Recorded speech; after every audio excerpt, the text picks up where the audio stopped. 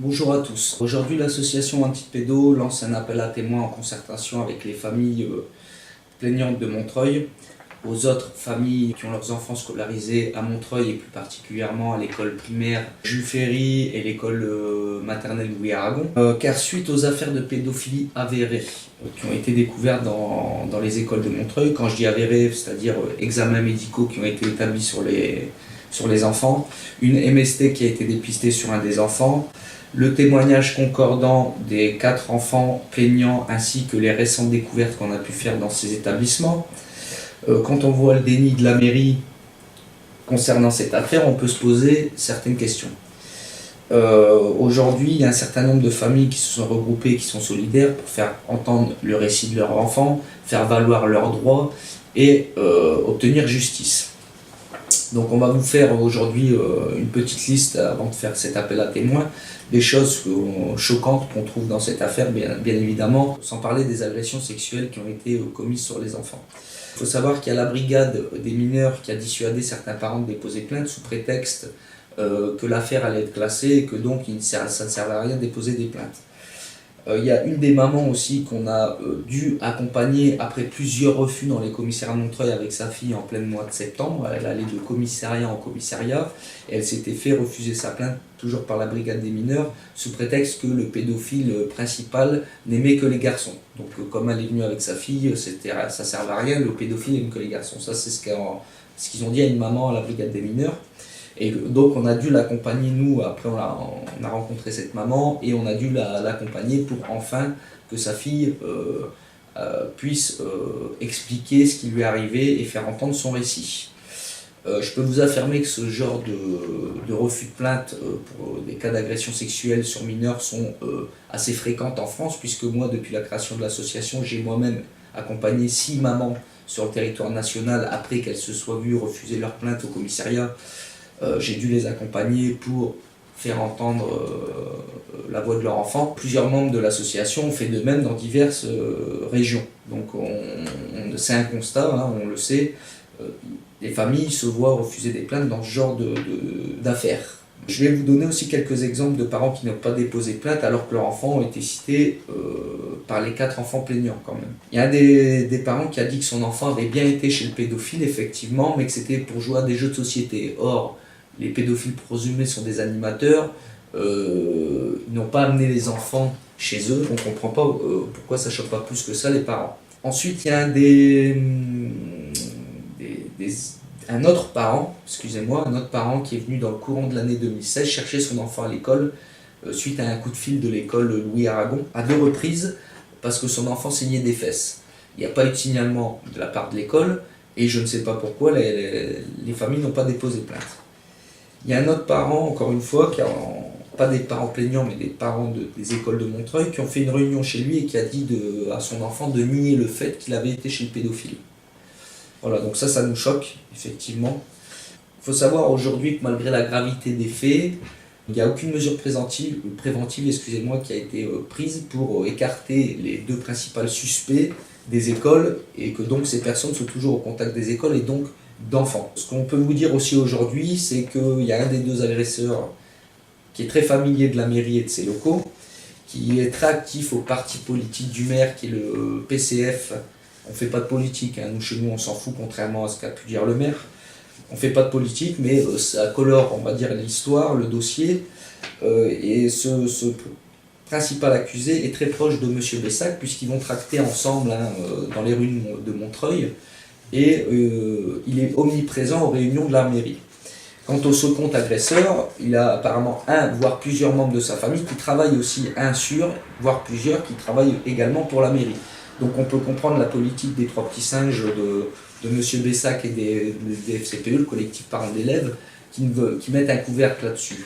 Seulement ça nous inquiète parce que là on parle d'enfants, les enfants ont parlé, un enfant a attrapé une MST, ils font des cauchemars, ils sont pas bien et ça n'inquiète personne, hein, à part les parents des enfants. Concernant les rumeurs, il y a des rumeurs, effectivement, oui, il y a des rumeurs qui disent que les enfants seraient revenus sur leur témoignage, hein, ce qu'ils ont été dire à la brigade des mineurs, et c'est totalement faux puisque les enfants ont été entendus qu'une seule fois et ne sont donc pas revenus sur leur dire. Donc ça aussi, si vous entendez ce genre d'explication de la mairie, c'est entièrement faux. Il y a aussi une membre du FCPE qui, devant l'école Françoise Héritier, s'est amusée à dire que les adultes avaient été blanchis car ils avaient été dépistés négatifs au gonocoque. Or, on sait qu'un traitement du gonocoque, ça prend une semaine, et ce n'est pas parce qu'ils ont été dépistés négatifs au gonocoque qu'ils sont innocents. Faut arrêter de dire n'importe quoi. Il y a des traitements, il y a des examens poussés qui vont permettre de déterminer si un des deux a déjà été porteur du gonocoque, et sachant que les enfants ont cité aussi d'autres adultes, il peut très bien s'agir encore d'une tierce personne, mais ça on dévoilera certains faits encore une fois plus tard, on laisse faire la justice, on voit comment ils traitent l'affaire, et la famille et l'association, ainsi que l'avocate qui accompagne les familles, nous dévoileront certaines pièces, certaines choses qui sont plus que pitoyables dans cette histoire. On fait cet appel à témoins parce qu'on sait que l'union fait la force et qu'on veut exclure aucune victime. Ce qu'on sait aussi, c'est que si certaines familles qui ont essayé de déposer des plaintes ne le font pas, parce qu'il n'est jamais trop tard, je tiens à vous le signaler, vous pouvez, ceux qui se sont vus refuser des plaintes, si vous êtes sûr que votre enfant subit quelque chose, vous pouvez toujours y aller, il n'est pas trop tard, mais on ne veut exclure aucune victime parce qu'on sait que lorsqu'on est plusieurs, c'est beaucoup plus facile. Si dans 2, 3, 4, 5, 10 ans, vous décidez ou votre enfant déposera une plainte, ou vous décidez de déposer une plainte, ça sera beaucoup plus compliqué dans 10 ans, tout seul. Voilà. Donc c'est pour ça que nous, on ne veut laisser personne, aucune victime sur le bord du chemin. Voilà, donc on fait un appel à témoins afin aussi de se rendre compte de l'ampleur des actes perpétrés par les personnes accusées par les enfants, et qui ont été accusés, je le répète, de manière circonstanciée et cohérente. Les enfants ont donné les mêmes lieux, les mêmes faits, les mêmes façons de faire, les mêmes procédés, et ont parlé des mêmes personnes, et ont cité beaucoup d'enfants. Ils n'ont pas cité que les enfants plaignants, il y en a d'autres. Cette action, normalement, elle aurait dû en toute logique être menée par la mairie, la police ou par les médias, mais en fait, il n'en est rien. Il n'en est rien, pourquoi? Parce que nous vivons dans une époque où l'intégrité physique et psychique des enfants a très peu de nom, où l'omerta en France est plus que flagrante. L'omerta perdure en France, et nous, on cherche justement, notre association, à briser cette omerta. Normalement, ça devrait être la priorité du gouvernement, mais c'est pas le cas. Donc nous demandons aux parents qui souhaitent, les parents qui ont leurs enfants à Montreuil, de questionner leurs enfants quant aux éventuels actes qu'ils auraient pu subir ou être témoins. Nos psychologues spécialisés nous ont indiqué quelques pistes à utiliser, que vous pouvez utiliser pour aborder le sujet avec vos enfants de manière délicate.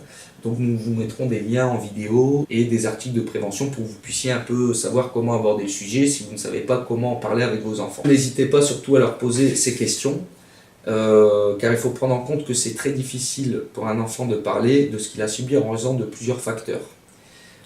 En un, il y a la stratégie de l'agresseur. Donc l'enfant a pu subir des menaces, des pressions, de la manipulation affective pour faire participer justement votre enfant aux agressions ou aux actes en eux-mêmes. L'agression, il faut savoir que l'agression pour l'enfant, elle est sidérante, elle le paralyse, et ça l'empêche de réagir et de comprendre ce qui est en train de se passer. Donc l'enfant peut après coup se sentir responsable de n'avoir rien fait, ce qui développe, excusez-moi, chez lui un sentiment de honte et de culpabilité. En deux, ça peut venir aussi du traumatisme qu'il a subi. Lors du choc traumatique,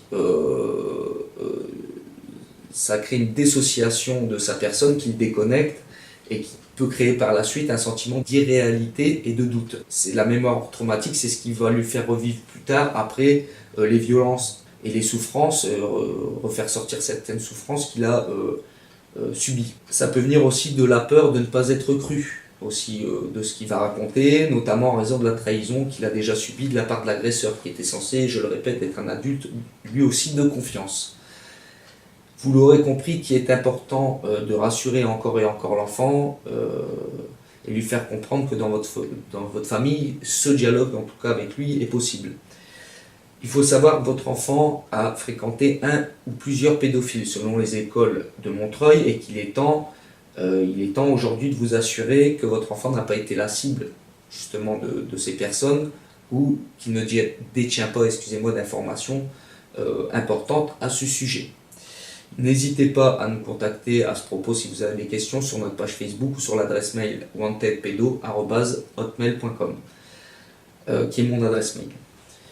Je tiens aujourd'hui à répéter tout mon soutien et notre respect aux familles plaignantes de Montreuil qui ont le courage de faire entendre la voix et le récit de leurs enfants malgré la dure épreuve qu'ils traversent et la diffamation constante, les injures et la calomnie qu'ils subissent de la part de la mairie et du FCPE. Donc on leur répète tous nos soutiens, car tous les enfants, et tout notre respect, car tous les enfants de France n'ont pas la chance d'avoir des parents aussi courageux. Donc respect à eux, on vous soutient, on vous soutiendra jusqu'au bout, sachez-le. Pour tous les autres citoyens, donc citoyens de Montreuil, aux familles de Montreuil, n'hésitez pas donc à nous contacter. Aux autres citoyens qui sont inquiets et soucieux de ce qui se passe dans les écoles de Montreuil, n'hésitez pas à nous contacter et tenez-vous prêts aux prochaines mobilisations qui vont avoir lieu pour soutenir les familles justement victimes et les enfants de Montreuil. Ne rien dire pour nous c'est accepter, ne rien faire c'est cautionner, donc on vous laisse méditer sur ça. Honneur, force et courage, on lâchera rien, à bientôt.